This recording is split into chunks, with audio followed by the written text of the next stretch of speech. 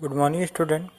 अब हम question number 32 करने जा रहे हैं। ऐसा क्वेश्चन है कि जिसमें हमें कुछ डेटा दिया गया, जानकारी दी गई, सूचनाएं दी और उसके आधार पे हमें रिसिप्ट एंड पेमेंट अकाउंट और इनकम और एक्सपेंडिचर अकाउंट दोनों हमें तैयार करना है। तो सबसे पहले जब हम रिसिप्ट पेमेंट अकाउंट बनाते हैं तो उसका बेसिक रूल ये होता है कि जब जब हमें रुपया मिलता है हम उसे डेबिट में लिखते हैं और जब जब हम रुपया चुकाते हैं हम उसको क्रेडिट में लिखते हैं। तो सबसे पहले हमने हनुमान क्लब लिखा, receipt and payment account, year ending 31 दिसंबर 2017 दिया है तो 17 लिखेंगे।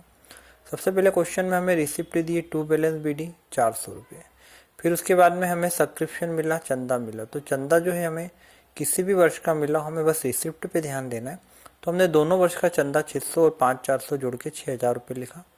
इसके अलावा रूम का किराया मिला है 300 रुपये, स्पोर्ट्स की फीस और हमें जो है रिफ्रेशमेंट से भी कुछ प्राप्ति हुई है 3,700 की।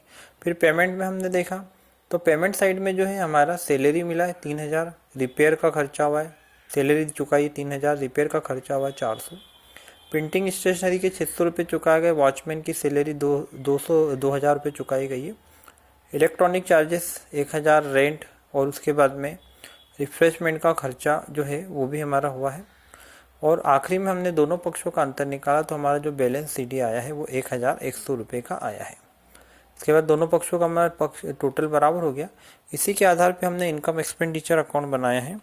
तो इनकम एक्सपेंडिचर अकाउंट जो होता है हमारा 31 दिसंबर सन 2017 को समाप्त हो रहा है। इसका जो क्रेडिट पक्ष होता है वो हमारा इनकम होता है और जो इसका डेबिट पक्ष होता है वो एक्सपेंडिचर होता है।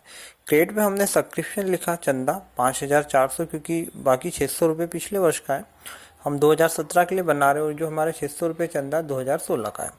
इसके अलावा इसमें 900 रुपये ऐसा चंदा जो आउटस्टैंडिंग है, बकाया है, मिलना बाकी है, तो हमने इसको जोड़ दिया, कुल मिला के 6,300।